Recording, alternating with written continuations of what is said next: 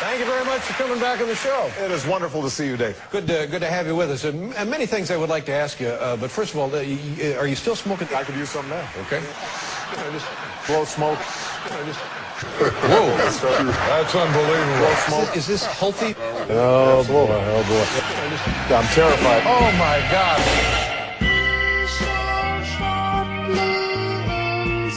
What are we doing here again? This is Senator Barack Obama, and I'm fortunate that I'm able to afford spending $50 on it. There are a lot of families out there that can't. Now, none of these are going to do any harm. Now's not the moment where we should be afraid of what is going to seem controversial. When it comes to medical marijuana, I have more of a practical view than anything else. I mean, my attitude is that if it's an issue of doctors prescribing medical marijuana as a treatment for glaucoma or as a cancer treatment, I think that should be appropriate, because there really is no difference between that and a doctor prescribing morphine or anything else. I think there are legitimate concerns in not wanting to allow people to grow their own or start setting up mom and pop shops, because at that point it becomes fairly difficult to regulate. And you know, again, I'm not familiar with all the details of the initiative that was passed and what safeguards there were in place, but I think the basic concept that using medical marijuana in the same way with the same controls as other drugs prescribed by doctors, I think that's entirely appropriate. Federal law, of course, still considers it a controlled substance, right. And there have been attempts from Washington to punish doctors. Yeah, I mean, I would not punish doctors if it's prescribed in a way that is appropriate. That may require some changes in federal law. I will tell you that, you know, I mean, I want to be honest with you, whether I want to use a whole lot of political capital on that issue when we're trying to get health care passed or end the war in Iraq is, you know, the likelihood of that being real high on my list is not likely. But it's safe to say you wouldn't be. What I'm not going to be doing is using Justice Department resources to try to circumvent state laws on this issue, simply because I want folks to be investigating violent crimes and potential terrorism. We've got a lot of things for our law enforcement officers to do. Sign that the boomers are ruling this country. Barack Obama said this week that he's tried drugs and it barely got a mention in the newspapers. But remember the uproar that cost Douglas Ginsburg his Supreme Court nomination over the disclosure that he smoked marijuana. And this from 1992. When I was in England, I experimented with marijuana a time or two, and I didn't like it.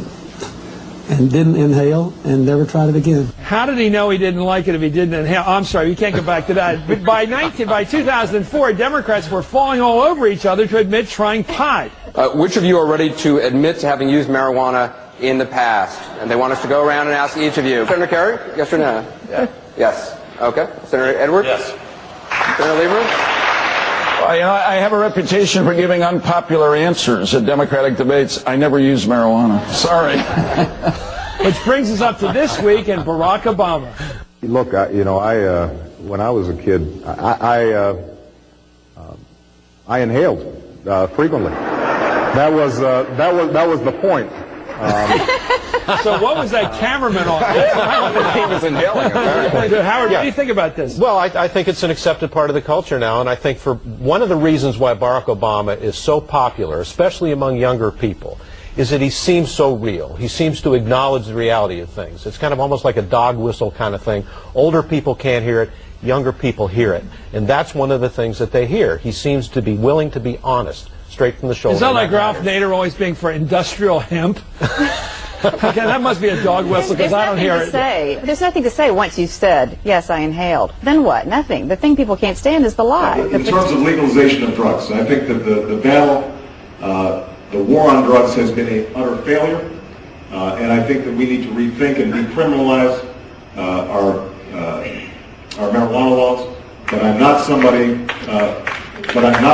who believes in legalization of marijuana. What I do believe is that we need to rethink how we are operating in the drug wars, and I think that currently we are not doing a good job. Welcome back. MSNBC, the place for politics, bringing you all the sights and sounds from the campaign trail. Take a look at this. Barack Obama getting some unusual questions from voters in Iowa. At one event, a man asked him about his past marijuana use, specifically if he had inhaled. You asked other presidents that were running, do they inhale? I did.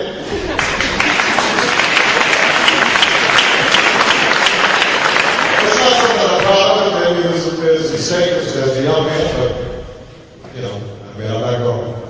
I never understood that line. The point was to inhale. That was the point. All of us. I don't know any American who doesn't want to be tough on violent crime. But we should also want to be smart on crime. And those two things aren't contradictory. There's actually a good column today in the New York Times by Bob Herbert. He notes that over the last couple of years there's been a spike in violent crime in America.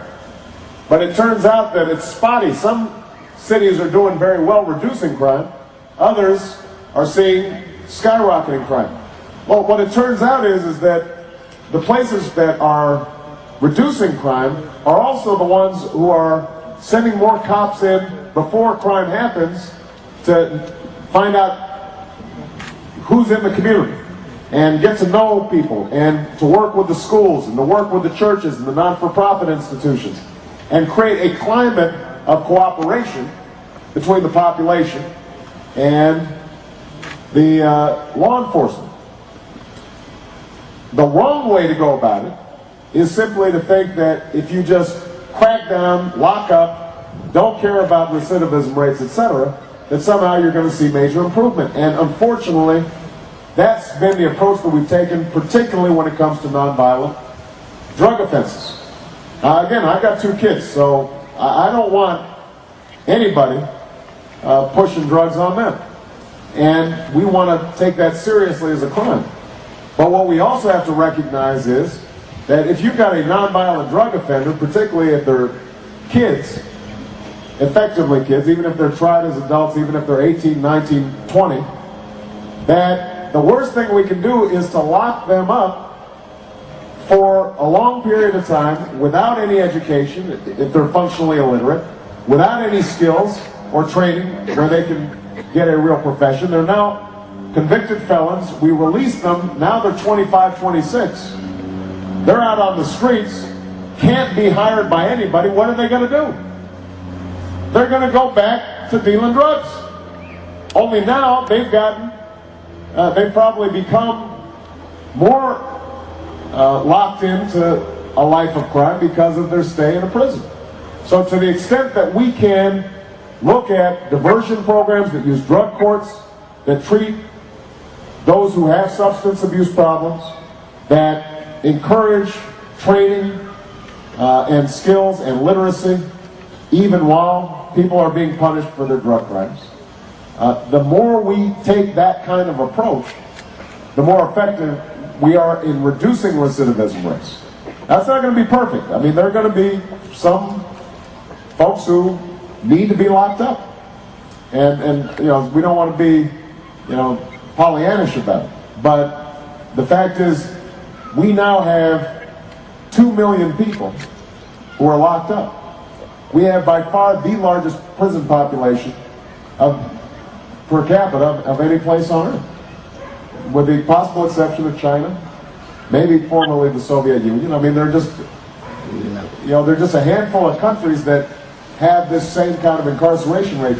No other advanced liberal democracy has this kind of incarceration rate. And the last point I want to make is there does appear to be a racial component to some of the arrest, conviction, prosecution rates when it comes to these offenses. And that's something I think we should take seriously. That's not a black or white issue, that's an American issue. Our basic precept is equality under the law, and we've got to have a president and a Justice Department and a Civil Rights Division that is willing to enforce the law equally. Doesn't matter if we're going to have drug laws, it shouldn't matter that you're dealing them in public housing versus a suburb out of your mom's backyard. That has to be a basic precept, and that means everybody that is invested in our legal system, everybody feels a part of it, and that means it'll be easier to enforce. We're also smelling just a little bit of weed in the air, so I haven't been to many political events where you smell that, certainly not in this ballroom in Century City. Now back to you in the newsroom. Oh boy. At the Century Plaza Hotel. Oh boy.